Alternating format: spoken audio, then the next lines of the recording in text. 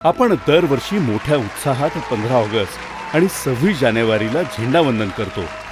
देशभक्तीपर गाणी गातो, झेंड्यासोबत फोटो काढतो. पण मित्रांनो, देशप्रेम फक्त या 2 दिवसांसाठी नसतं. ते आपल्या रोजच्या आयुष्यात, आपल्या प्रत्येक क्षणात जगावं लागतं.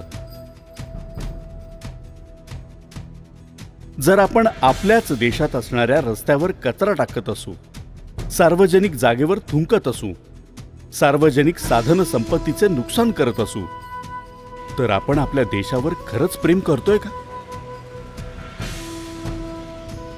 नाही मित्रांनो, हे देशप्रेम नाही. देशप्रेम म्हणजे आपल्या देशाला आपल्या कुटुंबासारखं मानणं, त्याची काळजी घेणं.